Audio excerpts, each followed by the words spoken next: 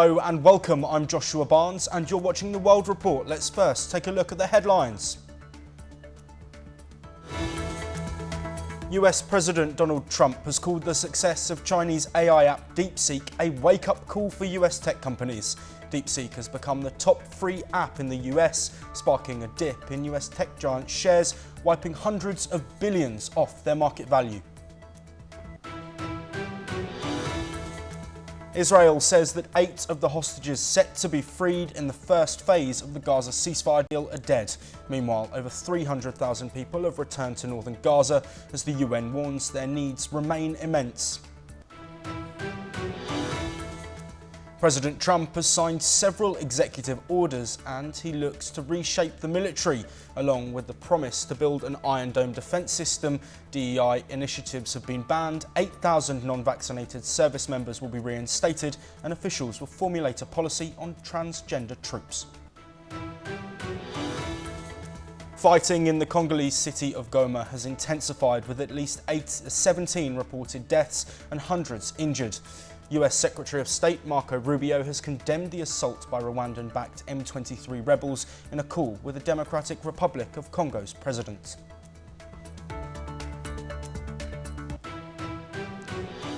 China's launch of its ChatGPT alternative DeepSeek has sent ripples through the business and tech worlds. However, due to its growing popularity, the platform has been targeted by a major cyber attack. Here's a full report on the recent developments. Chinese AI chatbot DeepSeek is gaining attention in Silicon Valley for matching Western competitors' capabilities at a lower cost, with its headquarters in Hangzhou. DeepSeek's hedge fund manager, Liang Wenfeng, developed the R1 model, ranking high on the Apple Store and matching US competitors at a fraction of the development cost. DeepSeek, a Chinese startup, developed its LLMS DeepSeek v3 R1 to compete with ChatGPT models while offering cheaper API connections. President Trump issued a statement on this. Let's hear his words. The release of DeepSeek AI from a Chinese company should be a wake-up call for our industries that we need to be laser-focused on competing to win. DeepSeek's impact caused a significant drop on Wall Street, with major tech stocks, including NVIDIA, dropping nearly 17% to close at $118.58. Elon Musk questions DeepSeek's AI chatbot claims, particularly regarding the reported GPU count. OpenAI's Sam Altman finds DeepSeek's rise exciting and hints at potential new releases from OpenAI to compete with DeepSeek's R1 model. DeepSeek announced a temporary registration limit due to a cyber attack after its AI assistant's sudden popularity. Social media is buzzing about DeepSeek's success, calling it China's Sputnik moment in AI, with debates about the future of the AI race. Bureau Report, NewsX. Let's now take a look at the news updates from across North America. A shooting occurred at a grocery store in northern Indiana. The incident left 3 people dead, including the suspected shooter. As per the officials, 2 police officers were also wounded. The officers were taken to hospital with gunshot wounds, while one has since been released. The other is in a stable condition. The first significant storm of the season has hit Southern California, bringing snow and heavy rain. The storm has helped douse wildfires and caused ash and mud to flow across streets in Los Angeles. The rain has loosened hillsides in LA. These hillsides were burned bare by a recent blaze near the Pacific Palisades neighborhood. A nationwide immigration crackdown on Sunday led to the arrest of 956 people. This is the highest number since Donald Trump returned to power. Several federal agencies with newly expanded detention powers were involved in the raids. These took place in multiple cities, including Chicago, Newark, and Miami. President Donald Trump has stated that Microsoft is one of the companies considering buying TikTok. This move is aimed at helping the platform avoid a ban on national security grounds. However, Microsoft declined to comment anything on the same. The US Senate confirmed Scott Bessent to be President Donald Trump's Treasury Secretary. This appointment gives the billionaire hedge fund manager a central role in shaping the new administration's policy goals. These include tax cuts, spending, and managing economic relationships with both allies and adversaries. The Trump administration has temporarily paused grant, loan and other financial assistance programs at the Office of Management and Budget. This was according to a memo which has prompted criticism from congressional Democrats. The memo referenced the executive orders signed by President Donald Trump. These include orders aimed at dismantling programs related to diversity, equity and inclusion.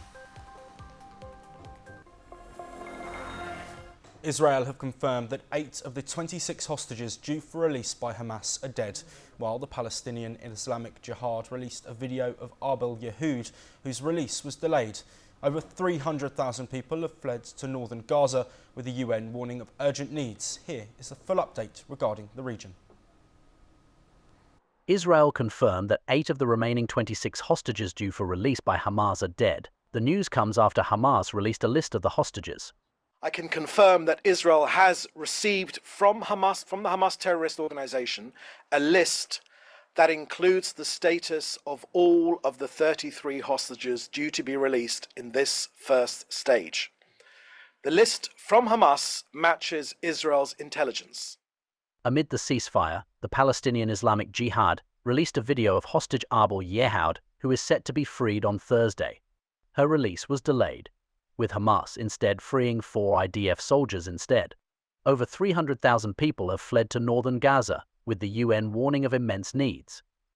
Thousands are heading north after Israel and Hamas reached a deal for the release of more hostages, fueling hope for a better future.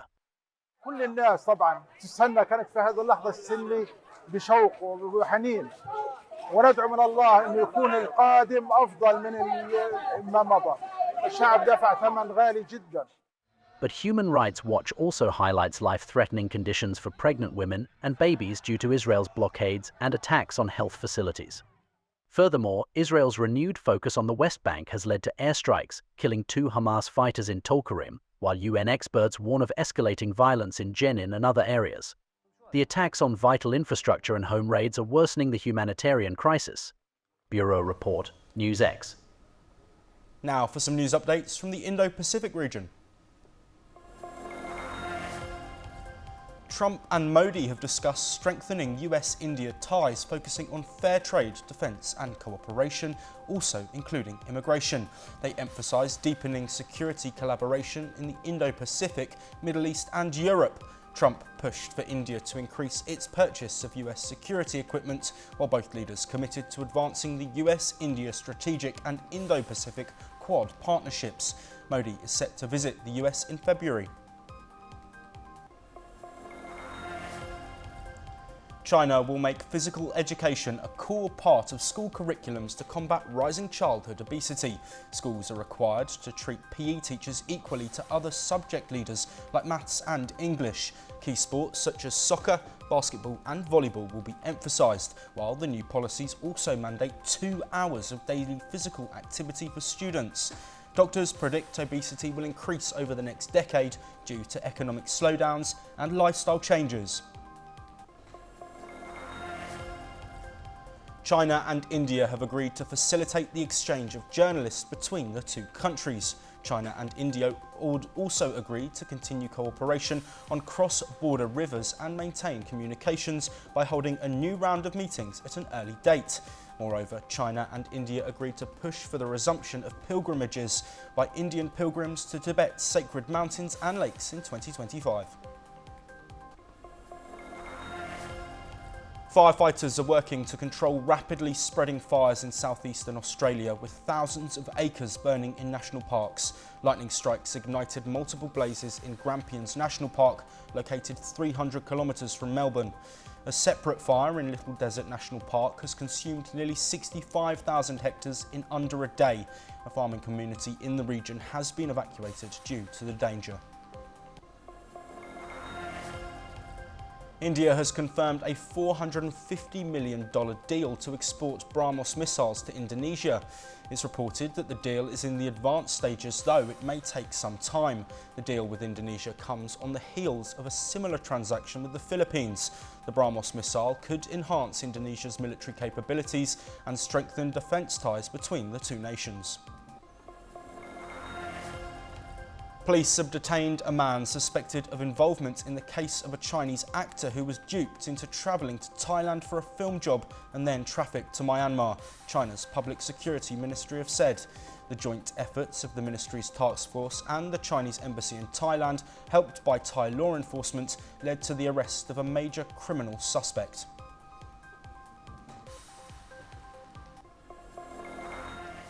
Rwandan-backed M23 rebels advance into Goma, escalating the conflict in the Eastern Democratic Republic of Congo. Heavy clashes, humanitarian crises and allegations of mineral exploitation dominate the region's headlines. Here is the full report. Nous demandons à la communauté internationale de nous parvenir en aide ou de chercher une solution palliative, de faire rencontrer les deux présidents tête à tête et chercher une solution parce que la population souffre, il n'y a pas d'eau, même l'électricité. Rwandan-backed M23 rebels have entered Goma, Congo's largest eastern city. The UN accuses Rwandan troops of supporting the rebels. M23 has claimed that it controls 90% of Goma, while the Congolese army says that it holds 80%.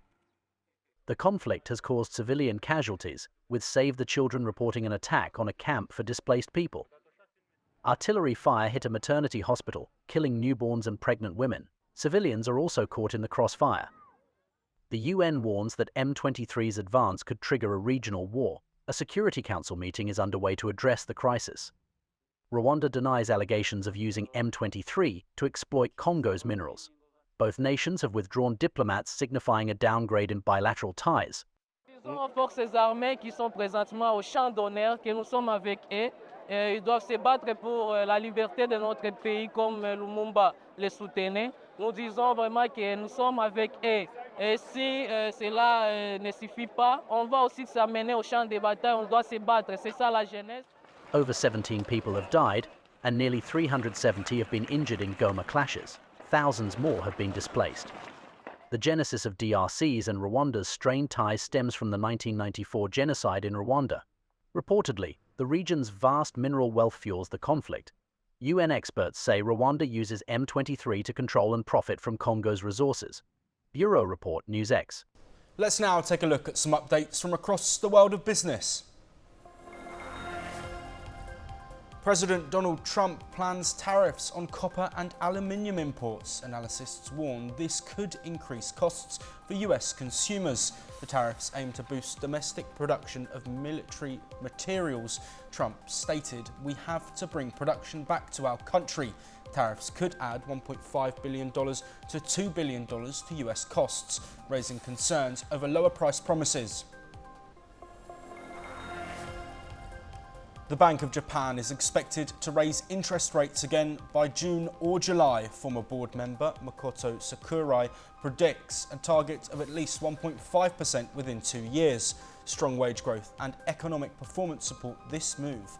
Last week, the BOJ increased rates to 0.5%, the highest since 2008. Sakurai notes that if the economy performs as expected, rates may reach 0.75% by summer. Germany must tackle structural weaknesses to maintain AAA rating, says Scope Ratings. Executive Eiko Seivert cites weak GDP, high energy costs and lack of investment as issues. The economy shrank again in 2024 due to weak exports and global demand. Germany's three-party coalition fell last year to disagreements on economy recovery. February's snap election could influence recovery strategies. Global sales of electric and plug-in hybrid vehicles are projected to exceed 20 million in 2025. This marks a 17% increase, according to RHO Motion. Iola Hughes, head of research at RHO Motion, predicts growth in Europe. This will be driven by new CO2 emission targets and more affordable models. In China, sales could reach 12.9 million units. Meanwhile, the US is expected to grow by 16%, reaching 2.1 million units. TravelPerk, a corporate travel platform, has raised $200 million in funding. This doubles its valuation to $2.7 billion. The Barcelona-based company also acquired Yokoi, a Swiss spend management platform. This acquisition will help TravelPerk expand into financial services. Jean-Christophe Taunay-Bacalo, president and COO of TravelPerk, noted that revenues have increased nearly fivefold since the pandemic lows. Distressed property sales in Hong Kong are potentially impacting banks that were previously shielded from loan losses. Colliers International reports that nearly 40% of the 35 billion Hong Kong dollars in 2024 commercial real estate transactions were distressed. Credit analyst Karen Wu highlights growing concerns over bad loans, while Goldman Sachs believes Hong Kong banks can weather a 35% price drop thanks to strong capital buffers.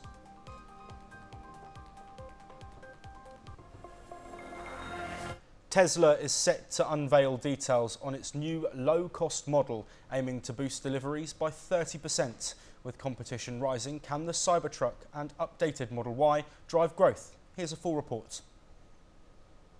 Investors have been eagerly awaiting more information on Tesla's new lower-priced model, which is expected to help the company meet its goal of increasing deliveries by up to 30% this year. Tesla's stock valuation has surged by over 60%, reaching an impressive $1.3 trillion following the election of President Donald Trump. However, Tesla has faced challenges in 2024, recording its first ever decline in annual deliveries. This has been attributed to fierce competition in China from rivals like BYD.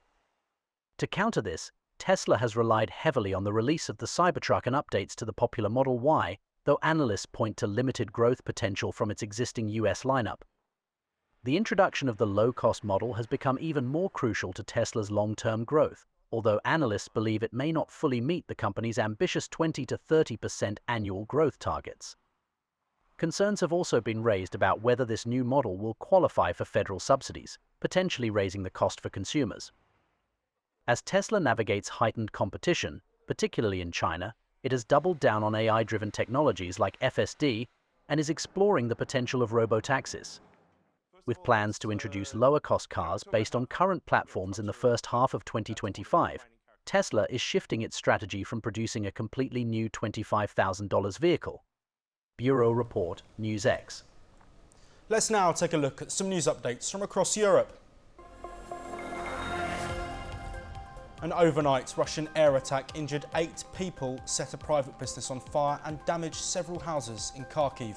Ukraine's Air Force said it shot down 65 drones and 28 more did not reach their targets in the barrage. A 62-year-old woman was hospitalized and a 66-year-old man was injured when debris from a destroyed Russian drone fell. Ukraine's State Emergency Service said the fire engulfed production facilities. 2 people suffered acute stress reactions, including a child. Russia has not yet made any comments. Serbian Prime Minister Milos Vučević has resigned. This makes him the highest-ranking official to leave since anti-corruption protests spread across the country. Vučević said that he opted this step to reduce tensions. He added that the mayor of Novi Sad will also resign along with him. He has been the head of the ruling centre-right Serbia Progressive Party since 2023, while this comes as Belgrade is facing daily anti-government protests since a roof collapsed in November. Protesters blamed the disaster on the government. An Italian Navy ship carrying 49 migrants picked up on international waters arrived in Albania. They will be identified at a facility there and then moved to a detention centre. The Navy did not provide details on the migrants. This comes amid a new attempt by Italy to push ahead with a legally contested plan to relocate migrants to the neighbouring country. The Italian government of Giorgia Meloni has built 2 reception centres within Albania.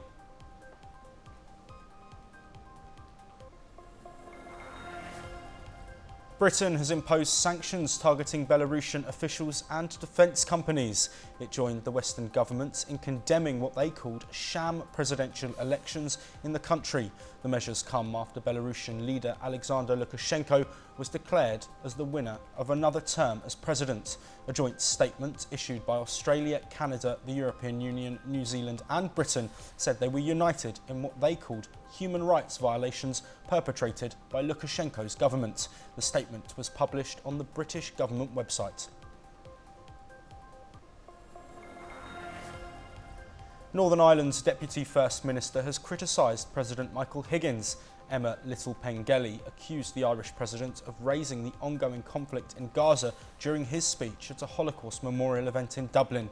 She accused the President of politicising the commemoration day. The event marked 80 years since the liberation of the Nazi concentration camp Auschwitz-Birkenau. It was held to remember victims of the Holocaust. Several people were removed and others left the event in protest as Higgins delivered his speech. Germany's government and opposition parties duelled over rival border control policies. Opposition leader and popular choice for Chancellor Friedrich Merz said that he would advance his plan with the help of the far right if needed. Merz called for tighter border controls and more police powers. He said Chancellor Olaf Scholz's Social Democrats and their coalition partners should take the blame if they forced him to rely on AfD legislators to get his bill through.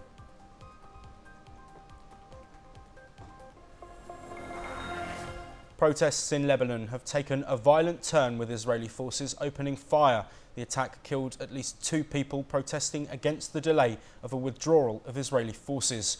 The residents wished to return home as agreed in the terms of the ceasefire deal.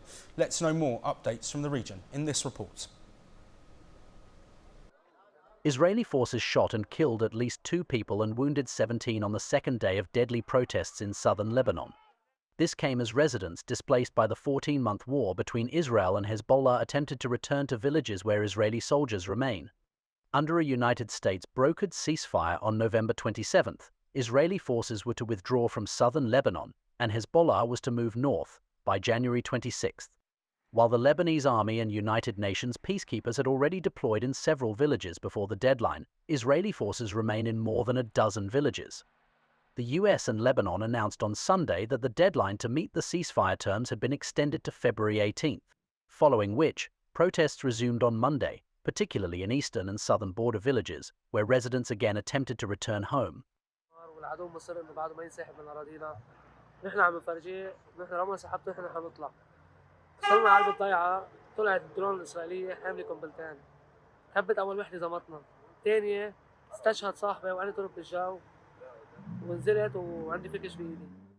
A day prior, 24 people were killed and more than 130 were wounded when Israeli troops opened fire on protesters who breached roadblocks set up along the border.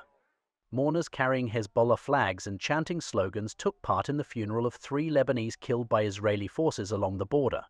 Both sides have traded accusations for delays in the implementation of the deal. Israel blamed the Lebanese army for not deploying to the region fast enough, while the Lebanese military accused Israel of stalling its withdrawal, complicating its deployment efforts. Bureau Report, NewsX. Let's take a look at the latest updates from South America. Brazil's foreign ministry summoned a senior US diplomat to discuss the deportation of Brazilian migrants as part of efforts to find mutually acceptable terms for the reparations. The meeting with Gabriel Escobar, the highest-ranking US envoy in Brasilia, followed tensions over migrant repatriations. This includes the controversial use of military flights to deport shackled migrants under President Trump's administration. On Monday, US President Donald Trump continued military deportation flights, sending another plane load of migrants to Guatemala. The flights carrying 64 people arrived from Texas after a tense standoff with Colombia. This comes a day after Colombia denied US C-17 aircraft landing rights, nearly sparking a trade conflict. Two anonymous US officials confirmed the aircraft's arrival in Guatemala. Amid escalating violence in Haiti, many Haitian mothers are seeking healthcare in the Dominican Republic despite increasing deportations there. The two countries, sharing the island of Hispaniola, are separated by a heavily fortified border, long-standing tensions and significant economic disparity. Children born to Haitian parents in the Dominican Republic do not gain citizenship. Brazil's Ports and Airports Minister has backed a planned merger between airlines Gol and Azul. This holds the objective to strengthen the sector and prevent financial struggles from either company. Azul and Abra, the majority investor in Gol and Colombia's Avianca, announced a non-binding memorandum of understanding earlier this month, with intentions to combine their operations in Brazil. The World Bank has warned its Colombian employees against travelling to or from the United States after 3 staff members faced visa restrictions imposed by US President Donald Trump. The bank's security team issued guidance after 2 staff members had their G4 visas revoked and were deported shortly after arriving on flights to Washington. That is all we have time for, but we'll continue to bring you more of the latest international news updates very soon.